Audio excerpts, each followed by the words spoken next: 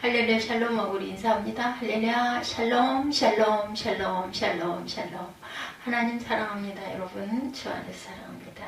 오늘 누가복음 1장 마가복음 16장이 끝났죠. 그리고 만민에게 복음을 전파하다로 마가복음 16장이 끝나고 이제 마리아 이야기 너무 잘 알고 저 얼마 안 있으면 어느덧 성탄절이 가까운 그런 계절에 와 있습니다. 지금은 추수감사의 달 11월달을 시작하고 있죠. 성탄 전날 크리스마스 이브에 보면 성탄을 이야기할 때 가장 많이 등장하는 이야기 요셉과 마리아 그리고 베들레헴에 어느 마곡간 아이를 낳는 그러한 이야기들이죠. 예수님의 어머니 마리아에 대해서 아는 것은 사실 거의 없습니다. 요셉과 야곱은 그 상태로 결혼식을 기다리던 마리아가 어느 날 성령으로 아기를 가지게 되었다는 이야기. 어떻게 보면 정말 날벼락 같은 사건이 기적적으로 일어난 그런 이야기죠. 하나의 전 어렸을 때 이런 말씀을 많이 들으면서 아주 재밌는 옛날 얘기 같다 이런 생각을 많이 했습니다. 착한 사람 요셉이 이 일을 조용히 넘어가기 위해서 가만히 약혼을 물으려고 했다는 거 성경 안에 나와 있죠.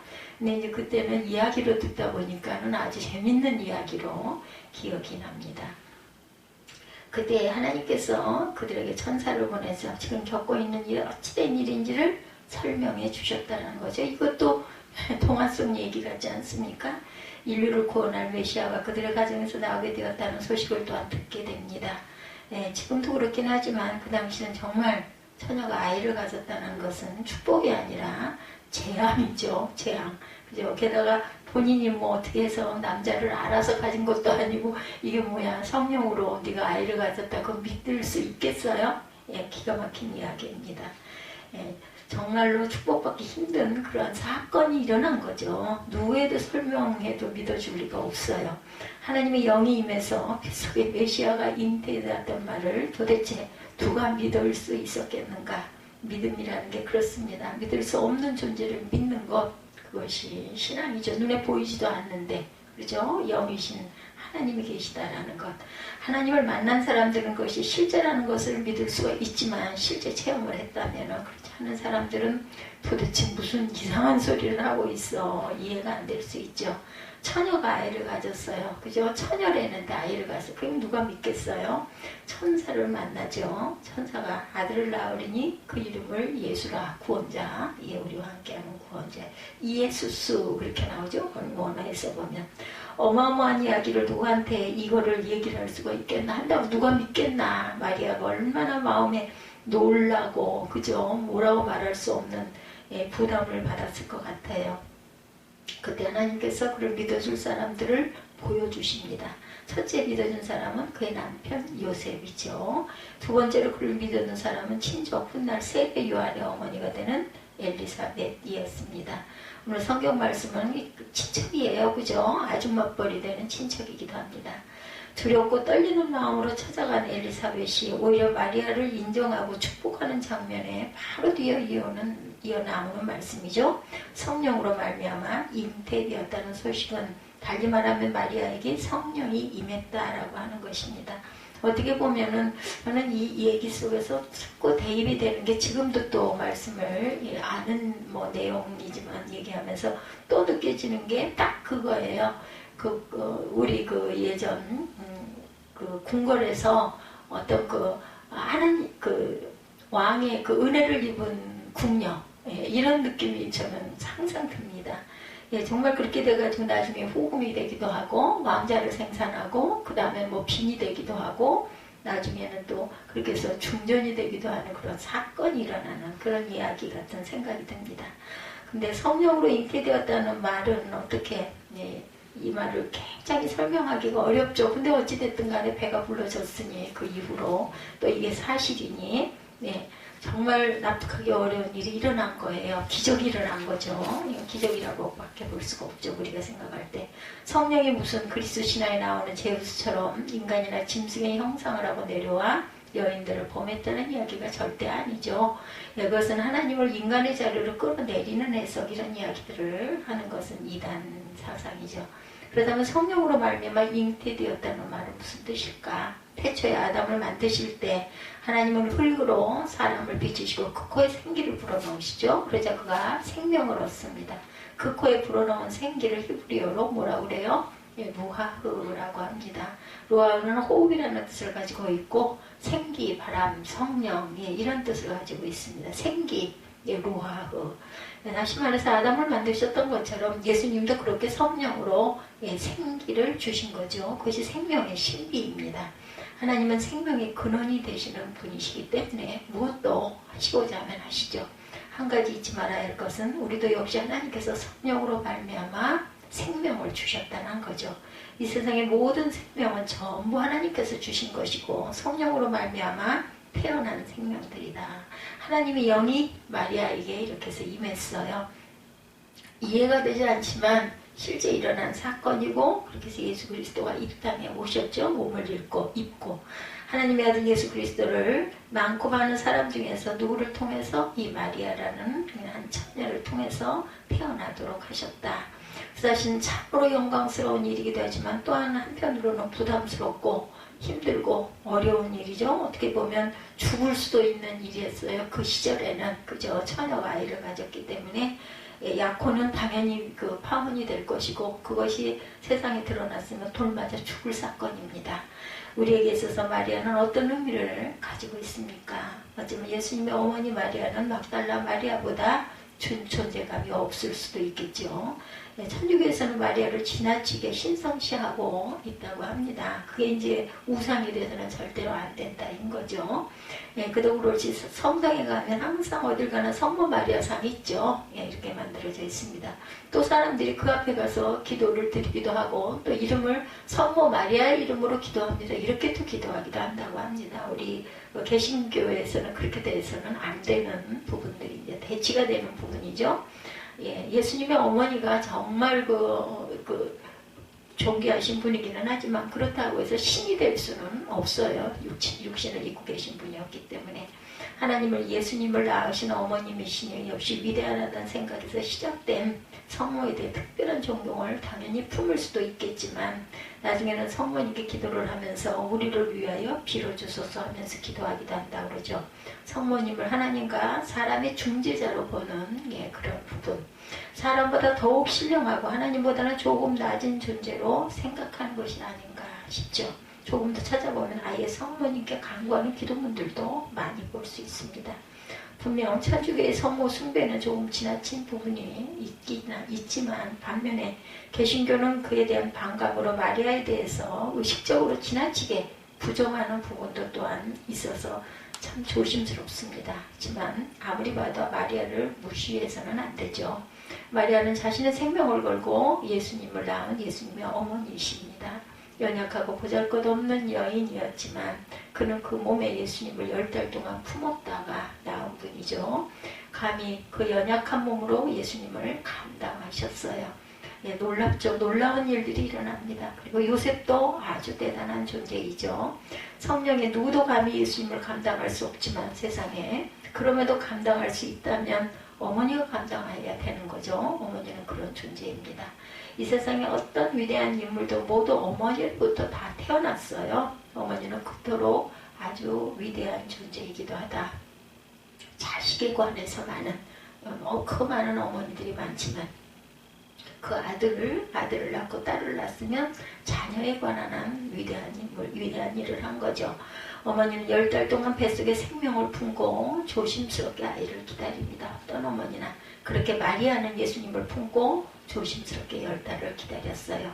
두렵고 떨리지만 기대하는 마음으로 세상의 모든 어머니와 같은 마음으로 예수님을 마음에 품은 모든 성도들의 마음으로 예수를 기다립니다. 그런 기다리는 마음을 하루하루 생명이 무르익도록 기다리죠. 참 이 기다림, 제가 문득문득 생각하는 부분이 하나 있는 게 뭐냐면 참 나는 기다리는 부분에 약하구나 하는 생각을 많이 합니다.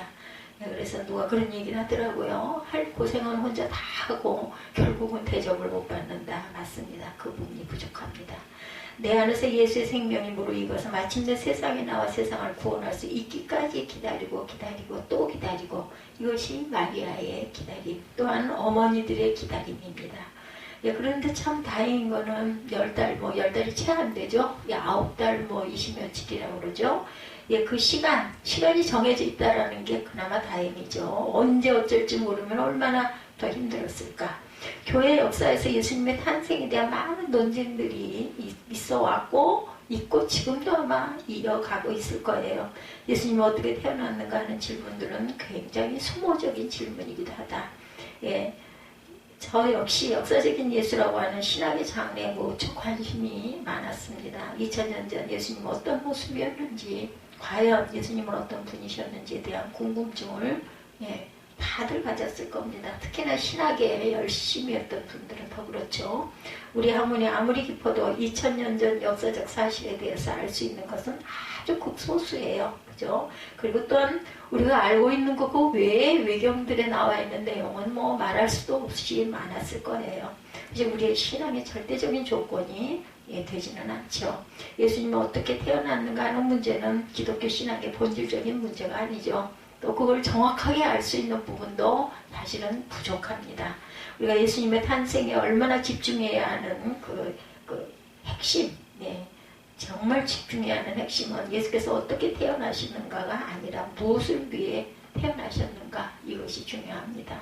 어떻게 누구를 통해 나셨느냐가 중요한 것이 아니라 이 땅에 오신 예수님께서 무엇을 하시고 어떤 것을 이루셨는가, 이것이 가장 중요하죠.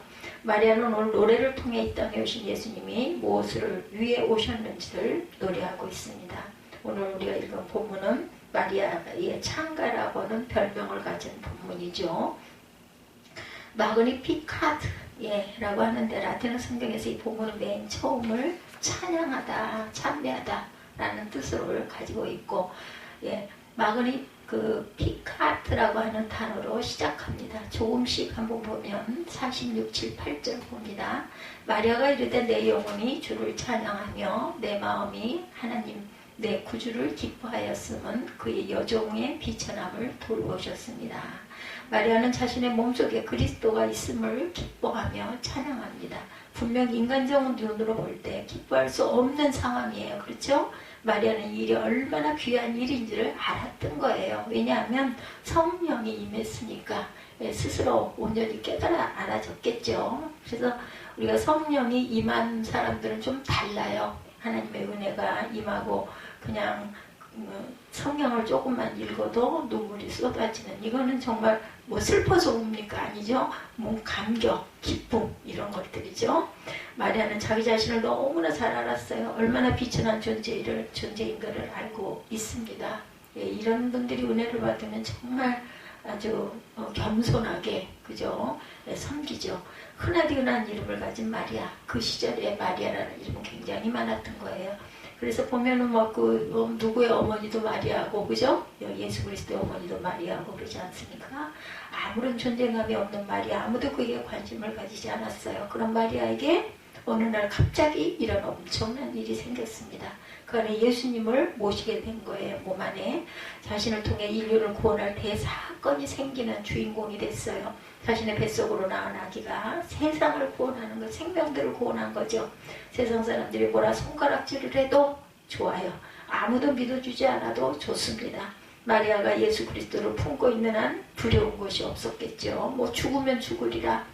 그래야 되겠죠. 벌써 이미 그런 부분, 생사에 대한 부분은 뛰어넘은 상태가 되었을 거예요.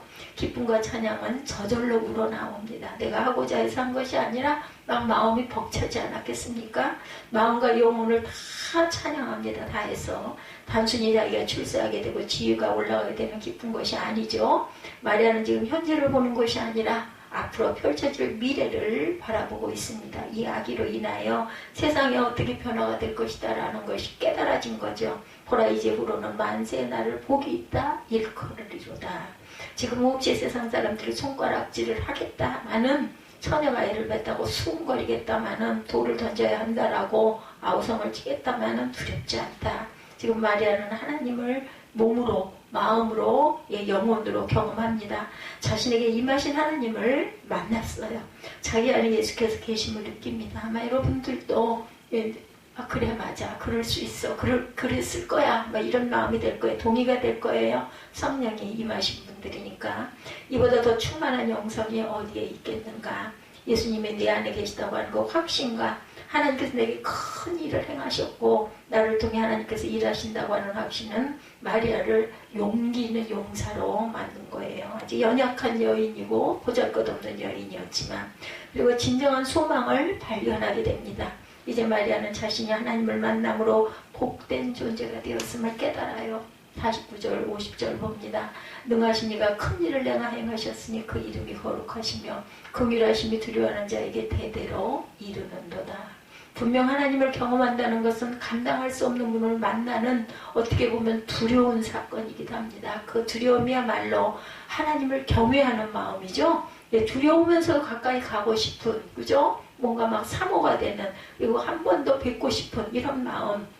하나님을 두려워할 줄 아는 사람은 하나님의 거룩하심을 경험하게 됩니다. 하나님의 긍휼하심도 경험할 수 있죠. 하나님을 두려워하는 마음은 하나님의 살아계심을, 하나님을 인정하는 마음이 마음에서 막 용솟음치죠. 그분이 머릿속에서만 존재하는 추상적인 하나님이 아니라 우리의 삶 속에, 우리의 실제 속에 존재하는 하나님이라는 것을 믿는 그런 마음이 막 그냥 뭉클뭉클 솟아올라오는 거예요. 우리 조상들은 이사를 갈 때 손이 없는 날을 택해서 다니고, 지금도 보면은 좋은 게 좋은 거야 뭐 해가지고 뭐 결혼식 하는 날 뭐 이런 날들도 될 수 있으면은 좋은 날 길이를 택하라고 해가지고 어디 가서 뭘 보기도 하고 하죠. 기구를 옮기는 것도 굉장히 조심합니다. 행동 하나하나를 조심스럽게 하죠. 왜냐하면 그들은 집안 곳곳에 귀신이 붙어 있다라는 생각을 하기 때문에 뭐 별로 안 믿어도 왜 하필이면은 안 좋은 날을 일부러 갈 필요는 없어. 좋은 게 좋은 거 아니야. 그래서 지금도 결혼식 날을 받아놓거나 하면은 어디 누가 돌아갔다고 하면 문상 가는 것을 피하죠. 그냥 부의금을 전달하기도 하고, 그래서 정말 좋은 축의를 받아놓고는 몸가짐을 조심합니다. 뭐 조심해서 나쁠 게 있어? 그건 그렇게 하지 마. 어른들이 얘기하시면 또 그대로 듣죠. 그 귀신을 노엽게 하면 동티가 난다고도 합니다. 아침에 정원수를 떠놓고 지성을 드릴 때도 뭐 찬물로 목욕개제를 하죠. 우리 그 예전에 그 어머니 이런 분들은 하얀 소복을 입고 뒤뜰에 가가지고 항아리 위에다가 촛불 켜놓고 맑은 물 떠놓고 아주 정성껏, 이것이 하나님을 향한 마음이 아니었을까. 우리가 알지 못했겠지만 우리 할머니들은 모르고 천지신령에게 내가 빕니다. 그 천지신령이 누구세요? 하나님이시잖아요. 저는 그렇게 연결이 되더라고요. 항상 아주 정성껏 머리를 곱게 빗고 깨끗하게 그 추운데도 꼭 목욕을 하시고 그렇게 빌었던 그거 제가 많이 보기도 했습니다. 집에 나오는 구렁이 한 마리를 마음대로 죽이지를 못하죠. 뭐 집에 어떤 뭐 신이다 뭐 이런 생각들은 두려운 마음이겠죠. 조심조심 살 수밖에 없었던 것들은 그들이 집안에 있는 귀신이 실제로 있다고 믿었기 때문에. 근데 이것은 하나님 우리 마음 안에 하나님을 사모하는 마음을 심어주신 그러한 그 마음, 그 기본적인 마음이 아니었을까, 이런 생각을 저는 늘 했어요. 이건 어린 날부터 이런 마음을 저는 먹었습니다. 교회를 다니지 않는 사람들 대부분 그런 일들을 미신 취급을 하면서 하는 세상이 되죠. 그런 게 어딨어. 그런 걸 아무 데도 없어. 이런 얘기들을 많이 합니다. 근데 우리 마음 안에는 그분들도 돌아갈 때쯤이 되면은 난 도대체 어디로 갈까? 이렇게 죽으면 어떻게 될까? 이 생각 안 하겠습니까? 그래서 유명한 사람들이 그렇게 부정하다가 돌아갈 때는 아이고 하나님 소리가 절로 나온다고 그러죠? 그게 우리 본성 안에 하나님이 주신 마음이라고 저는 생각합니다. 우리 믿는 사람들은 이렇게 귀신을 두려워하지 않는 그런 사람들인데도 불구하고 그런 귀신 따위가 존재한다고 믿지도 않지만 설령 존재한다 하더라도 우리는 모두 신중의식 만왕의 왕 하나님을 믿는 그런 존재들입니다. 뭐가 두렵겠습니까? 그러니까 죽음에 대한 부분이 제가 이렇게 나이가 좀 들어가면서 생각을 해보니 어차피 한번 갈 거 뭐 그렇게 연연해 할 일이 뭐가 있겠는가. 다만 두려움은 있어요. 그 순간 내가 과연 어떨까, 이런 부분에 두려움들이 있습니다. 그것을 하나님에게 우리가 초점을 모으고 하나님을 사랑하는 마음을 마음 안에 많이 품을수록 그 두려움은 작아지고 조그맣게 작아집니다. 그래서 정말 나이가 드시면 그래서 교회들을 많이 나가시죠. 그런 것처럼 이제 죽음을 준비해야 되겠다 이런 생각을 많이 하게 됩니다. 문제는 우리가 두려움이 없어지는 것까지는 좋은데 너무 용감해져서 하나님도 두려워하지 않게 되는 게 이게 문제인 거죠. 내 앞에 계신 하나님에 대한 경외가 사라집니다. 하나님을 두려워하지 않는다는 것은 그분이 나에게 있어서 실제로 존재한다는 것을 인정하지 않기 때문이죠. 말로만 믿지 실제로 믿지 않기 때문에 그냥 이왕이면 하나 적금 들어놓는다, 보험 들어놓는다 생각하고 그저 주일은 가가지고 잠깐 앉았다 오지 이런 정도로 생각해서는 안 되는 거죠. 기도는 하기는 해요. 우리가 기도하는 대상을 믿지 않는다면 기도는 무슨 소용이 있겠는가? 시간 낭비 아니겠어요? 그렇죠? 하나님은 살아계셔서 마리아에게 말씀하셨고 그에게 들어와 생명이 되셨고 그 생명이 세상 밖으로 나와 그리스도가 되셨어요. 그래서 마리아가 온몸으로 온 마음으로 느끼고 경험했던 하나님입니다. 마리아는 그래서 하나님을 진심으로 두려워하게 된 거죠. 그리고 하나님을 경외하는 마음을 통해서 하나님의 거룩하심과 하나님의 긍휼하심을 경험하게 됩니다. 하나님이란 과연 어떤 분이신가를 진심으로 깨닫게 되었던 거죠. 단순히 나에게 복을 내려주시는 하나님이 아니고 단순히 내 소원을 들어주시고 내 욕망을 채워주시는 내 필요를 채워주시는 하나님의 수준을 넘어서 나에게 또한 우리 사람들에게 어떤 분이신지 하나님의 근본적인 모습을 깨닫게 됐습니다. 마리아는. 그래서 마리아가 고백하고 있는 하나님은 이런 하나님이에요. 51, 2, 3절 봅니다. 그의 팔로 힘을 보이사 마음의 생각이 교만한 자들을 흩으셨고 권세 있는 자를 그 위에서 내리치셨으며 비천한 자를 높이셨고 줄이는 자를 좋은 곳으로 배불리셨으며 부자는 빈손으로 보내셨도다. 교만한 자를 흩으시는 하나님, 권세 있는 자를 내리치시는 하나님, 부자는 빈손으로 보내시는 하나님, 그와 반대로 비천한 자를 높이시고 줄인 자에게 좋은 곳으로 배불려 주시는 하나님입니다.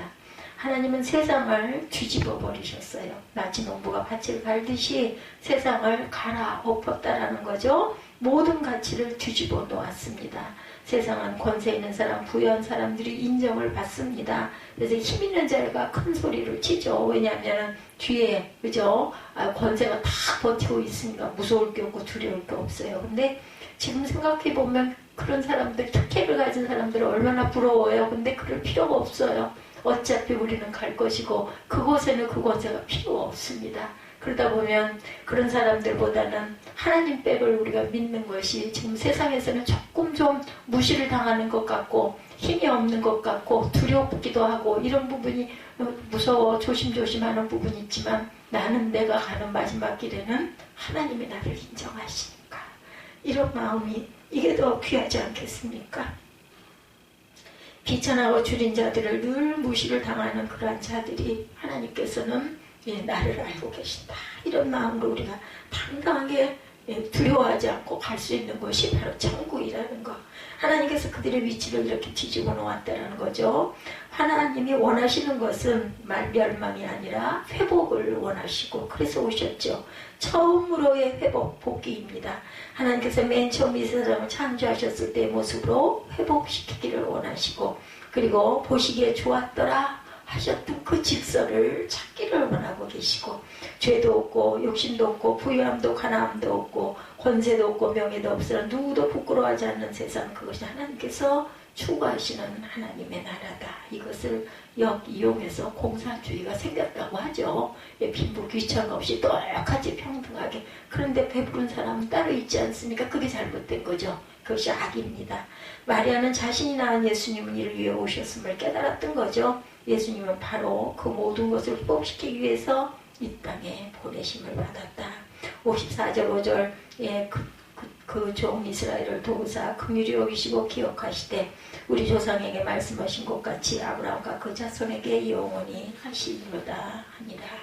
이제 마리아의 고백은 개인의 고백을 넘어 이스라엘 민족의 고백으로 넘어갑니다.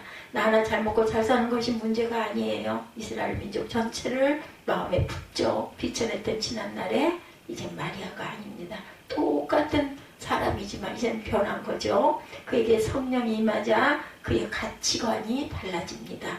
하나님의 영이 임하시고 마리아가 예수님을 품고 살게 되니 생각의 차원이 달라지고 기도가 달라지고 삶이 달라집니다. 인생이 진정으로 가치 있는 인생으로 바뀌게 된 거죠.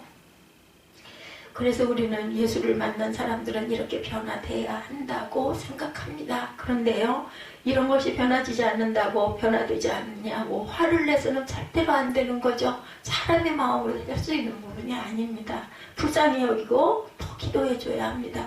근데 우리 마음에 본성적인 악이 있어가지고 미운 생각이 들죠. 때로는 어째 그렇게 은혜를 받고도 저렇게 금방 또 돌아서 버리고 변해버리고 또 저렇게 하고 가고 있을까? 안타까움이 지나쳐서 엄마의 마음은 미운 마음도 들어요. 솔직히. 그죠? 근데 그것도 내 마음을 잘 다스릴 줄 모르 지킬 만한 것보다 내 마음을 다스리라. 생명이 그러니 그에서 남이라. 하나님 말씀이 얼마나 감사하게 깊이 골수에 와서 사무치는지 모릅니다. 어젯밤에도 아들을 좀 나무래고 그냥 마음이 속이 답답하고 힘이 들어가지고 와가지고 또 그래도 나름 미안한 마음이 있어서 왔는데 이야기를 한바탕 해놓고 나서 또 금방 후회했어요. 마라 뭐하리 나도 어린 날 그랬는데 그보다 더도 못했는데 이런 생각을 제가 어제 하면서 그저 사랑밖에는 없구나. 뭐 어떻든 그저 묵묵히 내가 나 더 낮아져가지고 그냥 지저분한 거 더러운 거 내 손으로 다 싸서 들고 가서 잘 버리고 저는 가면 그냥은 안 옵니다. 거기 어지러진 것들 다 주워가지고 정리하죠. 사무엘이 가장 싫어해요. 왜 그런 걸 치우냐고. 아니 근데 너무 고맙잖아요. 그 장소가 없으면 어쩔 거냐고요. 그죠? 여기 상가 있는 분들 다 그러실 것 같은데 그래서 저는 가면은 제 거 남의 쓰레기 쓰레기 봉지 사이에다가 집어넣고 그거 다 분류해서 놓고 또 땅에 떨어져서 흩어져 놓고 아무렇게나 길가에 널브러져 있으면 그거 다 정리하고 그렇게 옵니다. 그거 뭐 부끄러울 게 뭐 있어요. 남이 보면은 허술한 어떤 여자가 저러고 밤중에 나와가지고 저러고 있나 하든지 말든지 그냥 나는 누가 보든지 말든지 치웁니다. 치우고 돌아오고 그냥 그러면 기분이 좋아요. 깨끗하게 정리해놓고 나면은 뭐 손 비닐장갑 끼면 되는 거니까 비닐장갑 벗어서 버리면 되는 거고 우리가 예수를 믿는다는 것 하나님을 나의 하나님으로 고백하고 신앙생활을 한다는 것은 종교생활하는 게 아니어야 한다는 거죠. 가장 그게 마음에 염려가 돼요. 계속해서 저도 새벽 예배를 드리고 때로는 뭐 쉬는 날이 있으면 몰아서도 드리고 그렇게 드리면서도 내가 이게 의례적이 돼서는 안 되는데 말씀 속에서 내가 은혜가 되고 내가 하나님의 영이 내게 가까이 임하셔서 마음의 기쁨과 감사와 또한 이렇게 끼칠 수 있는 뭔가 흔적을 남기고 가야 되는데 이런 마음의 안타까움이 있습니다.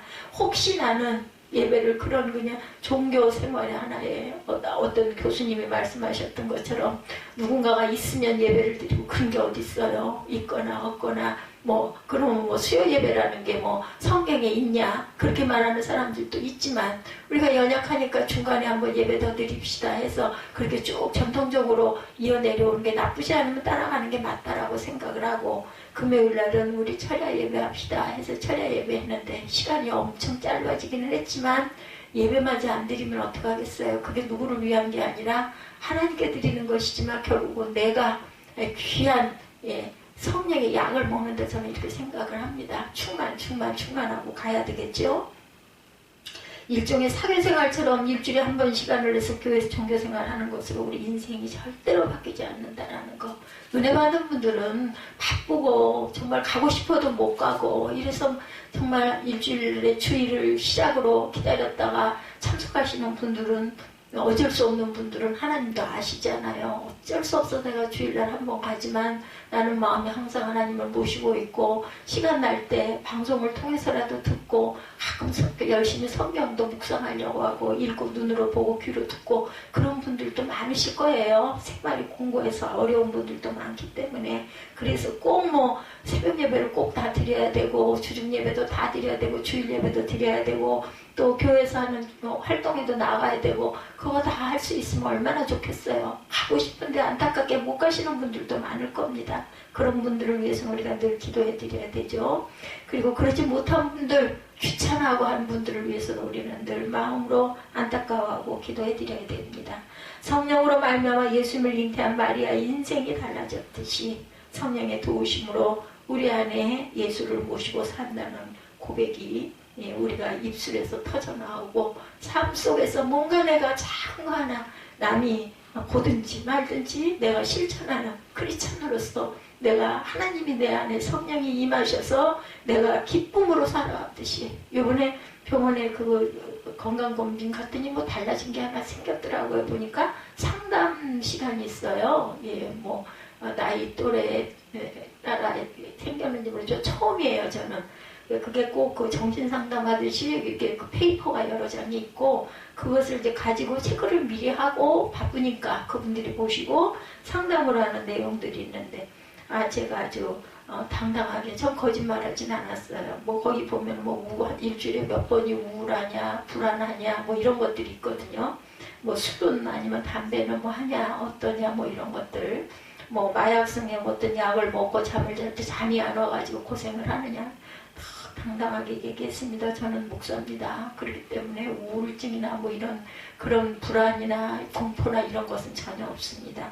그냥 한마디 했더니 그 상대분이 그 상담하신 분 남자분이셨는데 금방 알아들으시더라고요. 그러면서 약 드시는 것도 없으시겠네요. 그래서 아니 먹고 있다고 이런 부분 때문에 두 가지 약은 먹고 있는데 고지혈증은 아마 약을 안 먹어도 될 건데 그냥 몸에 나쁘지 않다고 그러고 해서 열심히 먹고 있고 호르몬 약도 제가 그 척추라는 부분이 있어서 산부인과 쪽에서 안 먹는 것보다 먹는 게 몸에 유익하니까 계속 잃어버리는 것도 있고 우리가 얻어지는 것도 있잖아요. 약을 먹다 보면. 근데 플러스 마이너스 하면 그게 플러스니까 드십시오 해서 지금까지 약 두 가지를 이렇게 먹고 있고 혈압은 감사하게 고쳐져서 이제는 거기서 쟀는데도 135밖에 안 나오더라고요.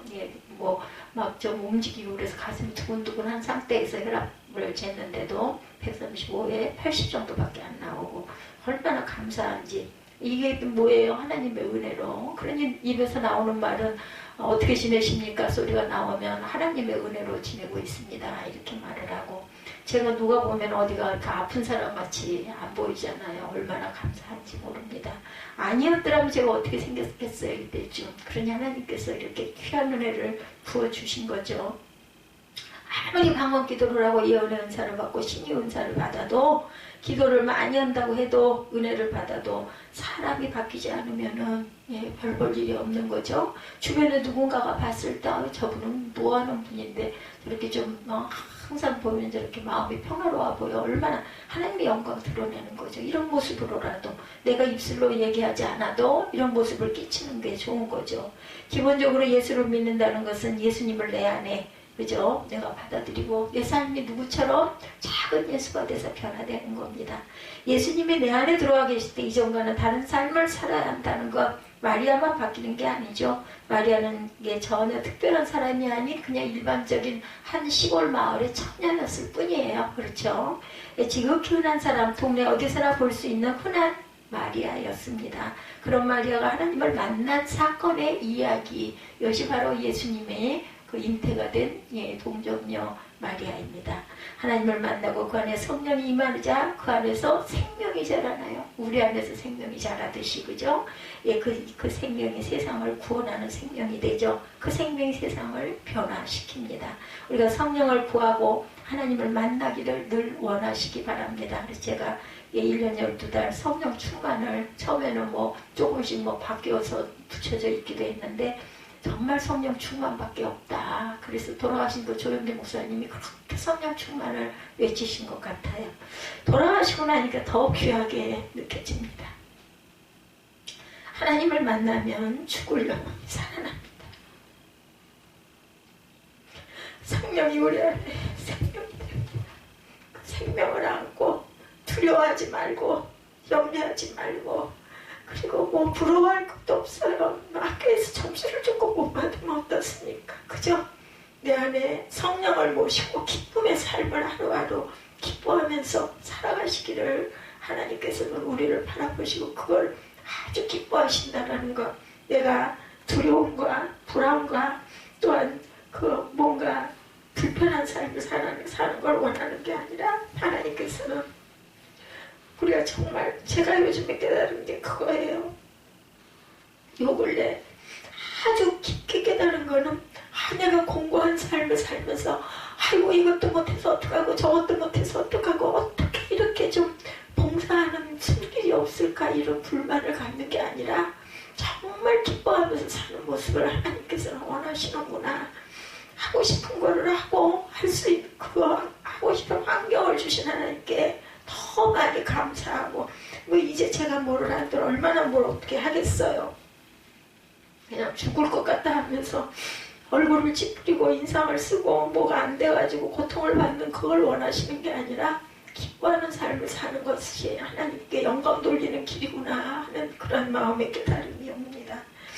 그 생명이 나를 살리고 공동체를 살리고 세상을 살린다는 것, 성령이 우리에게 주시는 생명은 바로 세상을 살리는 내 영혼 하나하나가 성령 받은 생명 하나하나가 이렇게 살아날 때 그죠? 세상이 살만한 세상, 아름다운 세상으로 변화가 된다라는 것. 나를 변화시키고 공동체를 변화시키고 세상을 변화시키고 모든 것을 온전히 회복시키기를 원하는 하나님의 영이 지금 이곳에 임하십니다. 불의한 것을 바로잡고 부조리한 것을 온전케 하시죠. 그랬을 때 하나님의 나라가 이루어집니다. 성탄은 2000년 전에 한 번 일어나고 끝나는 것이 결코 아니라는 것. 이것이 이 말씀이 성탄 전날 우리가 함께 나눠야 할 말씀이기도 한데 누가복음 1장의 내용이 이런 내용이네요. 그래서 예수의 생명이 오늘 우리를 통해 다시 살아나시는 것. 제가 마음에 막 벅찬이 감격이 오는 게 이것이 바로 성령이 내 안에 계시기 때문이죠. 우리 안에 계신 예수께서 우리를 통해 다시 생명을 얻어야 된다는 것. 우리를 통해 다시 사신 예수께서 세상을 변화시키는 힘으로 다시 와 계세요. 이미 여러분들 예수님을 구주로 모시고 예수님을 사모하는 여러분 모두에게 지금 이 방송을 듣고 예배를 드리고 계신 모든 분들에게 성령이 임하셔서 일하고 계신다는 걸 믿으시기 바랍니다. 그것이 오늘 우리가 기다리는 예수님이시고 우리에게 희망이 되시는 예수님이시죠. 우리는 성령으로 말미암아 태어난 존재들입니다. 우리 안에 예수님을 모시고 산다고 고백하죠. 이제는 우리가 예수님의 손과 발이 되어 예수님처럼 살아야 합니다. 우리를 통해 세상 사람들이 예수를 만나야 되고 우리를 통해 그리스도의 냄새를 맡아야 합니다. 우리를 통해 그리스도의 심장이 뛰어야 합니다. 그것이 예수님의 제자이며 하나님의 아들의 권세를 가진 저와 여러분의 삶, 성도들의 삶이라는 것을 잊지 않는 여러분들 되시기를 주님의 이름으로 축복합니다. 우리 결단하시고 기도하시고 주기도문으로 예배를 마치도록 하겠습니다.